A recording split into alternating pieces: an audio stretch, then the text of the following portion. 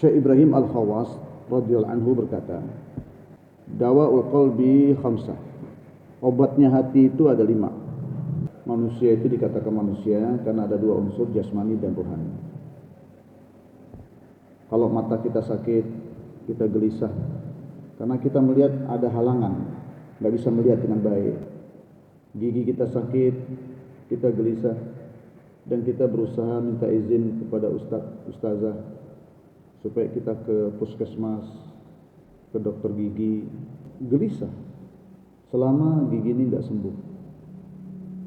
Begitu juga penyakit yang lain. Pertanyaannya, kita merasa enggak kalau kita terkena penyakit hati atau penyakit ruh? Sebagaimana kita merasa kita kena penyakit mata, kita kena penyakit gigi, kita merasa enggak? Ada enggak perasaan? Karena kalau orang enggak terasa, nggak akan ada pikir. Orang nggak terasa sakit gigi, ya dia nggak akan ada kerisauan untuk menyembuhkan penyakit itu. Kalau kita tidak melihat ada penyakit dalam hati kita nggak akan berobat sama ulama, kita nggak akan curhat sama ulama. Ini curhatan kita kepada ulama tentang penyakit rohani atau penyakit hati sangat sedikit dibandingkan dengan curhatan umat kepada ulama karena istrinya nggak taat, karena ekonominya rusak, karena anaknya nggak taat. Jadi curhatannya masalah itu, tapi masalah penyakit hatinya, penyakit ruhaniyahnya, hampir sebagian besar umat tidak mengadu kepada ulama tentang penyakit itu sebagai pertanda bahwa itu belum dianggap sebagai penyakit. Ini masalah kalau kita nggak merasa itu penyakit, karena nggak akan ada upaya untuk mengobatinya. Untuk itu Syekh Ibrahim Al-Khawas di antara ulama-ulama yang soleh ini menjelaskan kepada kita, dawa'ul qalbi khamsatu asya. Penyakit hati itu ada 5. Yang pertama, tilawatul Quran. Yang pertama, membaca Quran. Jadi baca Quran itu adalah obat penyakit hati. Nah, bagi orang yang peduli dengan penyakit hatinya, maka baca Quran bagi dia adalah satu kenikmatan. Karena dengan saya baca ini, berapa banyak penyakit hati saya akan Allah hilangkan. Yang kedua adalah ikhla'ul batan, mengosongkan perut. Jadi bagi orang yang punya ilmu ini, bagi dia puasa Senin Kemis gampang. Bahkan puasa Nabi Daud gampang, puasa dahri gampang, puasa tiap hari gampang. Karena pedoman dia, saya puasa ini untuk menghilangkan penyakit hati saya. Penyakit jasmani mati selesai masalah, tapi penyakit hati kematian datang mulai bermasalah. Di dunia nggak kelihatan, nggak ada masalah bagi orang yang penyakit hati, tetap dapat duit, bahkan kelihatan hidupnya enak. Tapi nanti setelah kematian, orang yang masih bawa penyakit hatinya bermasalah di kuburan, bermasalah sakratul maut. Yang ketiga, wasalisuha qiyamul lail, bangun malam. Jadi bangun malam itu adalah obat untuk penyakit hati. Bahkan penyakit jasmani juga qiyamul lail.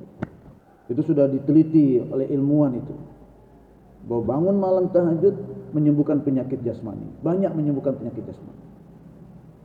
Bahkan ada seorang dokter yang terapi orang-orang yang sakit itu suruh bangun malam, tahajud dengan khusyuk, dengan konsentrasi. Tujuan kita bukan menghilangkan penyakit, tujuan fasjud waqtarib. Dengan kita sholat, bagaimana saya dekat sama Allah. Kedekatan dengan Allah supaya kita hasilkan ridhonya Allah. Itu tujuan kita punya ibadah. Tapi kita yakin, harus ada yakin antara ikhlas dengan istizharul fadail. Yakin kalau saya bangun malam, penyakit hati saya terutama akan Allah hilangkan. Termasuk kesehatan Allah kasih. Sehat jasmani, sehat ruhani. Warabi'uha, yang keempat. Yang keempat adalah tadarru' waktu suhur. Tadarru' waktu suhur. Dekat-dekat sahur, ya kan? Dekat-dekat azan subuh, itu namanya waktu sahur. Ini waktu ini untuk kita menangis. Tadarru', inabah kepada Allah. Tadarru', inabah, bermunajat, nangis-nangis kepada Allah sebelum azan subuh. Ini menyembuhkan penyakit hati. Oh, ternyata waktu sahur itu, kalau tidak puasa, waktu di mana kita bermunajat kepada Allah. Dan itu menjadi obat penyakit hati saya. Wa khamisuha, yang kelima adalah mujalatus sholihin. Duduk dengan orang-orang soleh. Dengan niat mengambil manfaat nasihat-nasihatnya. Kalau enggak, bukan duduk namanya. Walaupun ada di majelis. Duduk depan orang-orang soleh, obat penyakit hati. Orang-orang soleh tahu nih penyakit-penyakit hati umat. Di mana kelemahan-kelemahan umat dalam bab akidah, di mana kesalahannya. Dalam bab ibadah, di mana kelemahannya. Dalam bab muamalah, di mana kerusakannya. Dalam bab muasyarah akhlak, di mana ketidakbenarannya. Nah, kepahaman yang ada di dalam hati para orang soleh ini dan ulama-ulama, maka dengan dasar itulah memberikan nasihat. Jadi nasihatnya itu ada rujukan, ada pedoman. Yang mana kita nggak sampai ke sana ilmu kita. Maka kita perlu duduk depan orang soleh. Pertama, dengarkan nasihatnya. Kedua, ajukan masalah ruhani kita. Masalah kehidupan kita ajukan. Itu akan mungkin kalau kita duduk. Curhat. Kenapa saya suka ngantuk dalam majelis? Minta pendapatnya, minta nasihatnya, minta terapinya. Kalau enggak sembuh-sembuh. Kenapa saya ini orangnya ngeyel? Kenapa saya tidak taat orangnya? Kenapa saya malas tahajud? Kenapa berat saya tahajud? Kenapa saya susah menangis?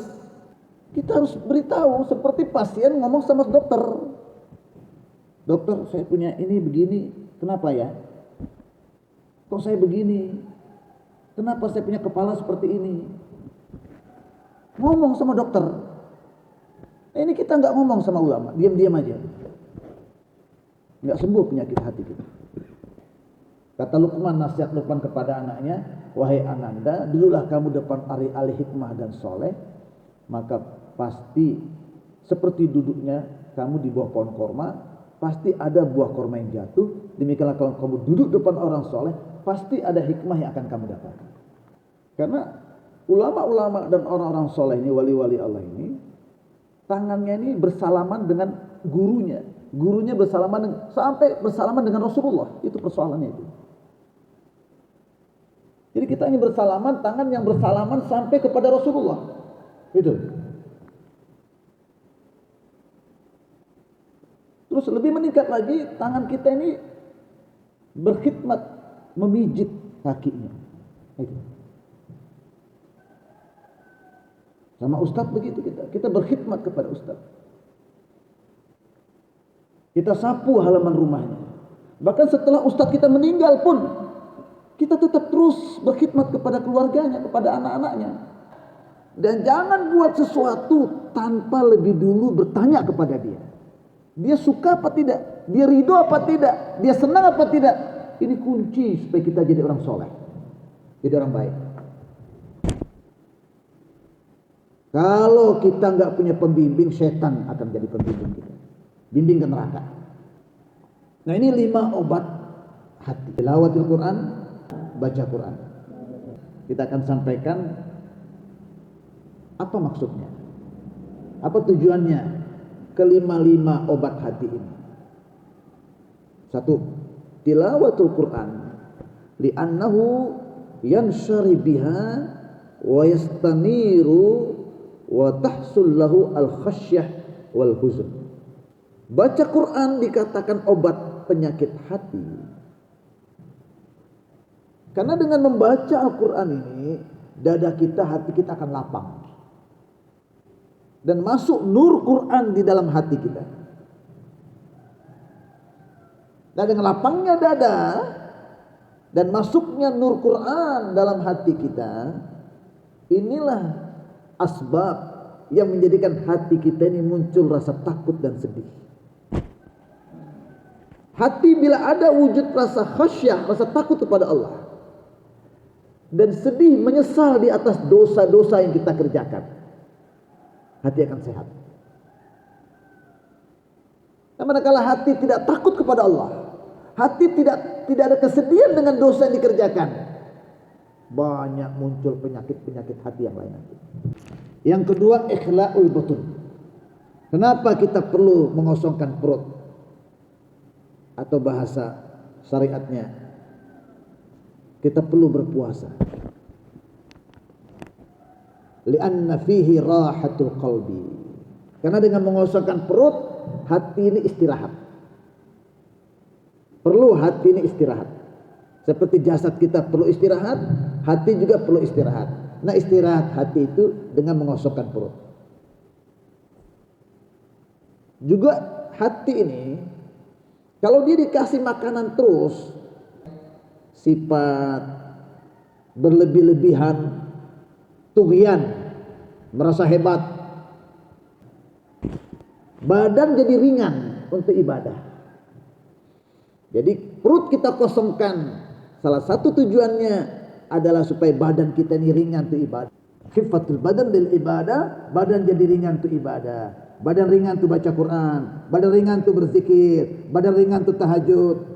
Karena inilah tempat untuk menekan setan. Bila kita bangun malam, kita patahkan jala-jala setan. Jangan bangun malam, terbuka ikatan setan itu. Salat tahajud, terbuka semua ikatan-ikatan setan. Dan juga bangun malam ini dapat menolak penyakit-penyakit jasad. Jadi bangun malam telah disepakati oleh dokter-dokter dapat menghilangkan berbagai macam penyakit jasad. Dan juga bangun malam ini menghasilkan ridhonya Allah. Kan orang pada tidur, nggak lihat kita. Kita bangun, Allah ridho sama kita. Allah senang melihat kita, apalagi anak muda.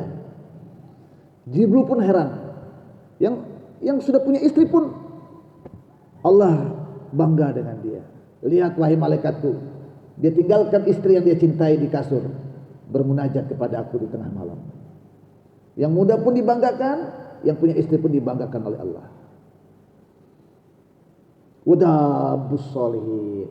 Bangun malam merupakan kebiasaan orang-orang soleh. Susah kita dianggap orang soleh kalau kita berat bangun malam. Kalau kita sudah bangun malam tapi cuma beberapa rakaat, nggak bisa banyak-banyak buat amalan, berarti kesolehan kita masih cetek. Yang keempat, at-tadarru waktu suhur. Pentingnya kita tadarru, inabah, berdoa, menangis waktu-waktu sahur. Kenapa? Li'annahu waktu munajatillah. Karena waktu sahur itulah memang waktu yang makbul munajat kita kepada Allah. Waktu sahur, kalau kita doa pada waktu itu, dekat diterimanya doa kita. Yang terakhir, mujalasatus sholihin, duduk dengan orang soleh. Kenapa penting kita duduk dengan orang soleh? Sebagai obat daripada penyakit hati kita. Li'annaha turisul iqtida. Karena kalau kita dekat dengan orang soleh, melihat kehidupan dia penuh dengan amal, sehingga kita mudah mencontoh mereka, mencontoh yang baik, mencontoh kesolehannya, mencontoh kerisauan dan fikirnya, fi af'alihim wa aqwalihim wa ahwalihim, baik dalam perkataannya, perbuatannya dan sifat-sifatnya. Inilah hadirin dan para santri-santri sekalian, obat hati. Dan ada yang menambahkan satu lagi obat hati, aklul halal, makan yang halal-halal.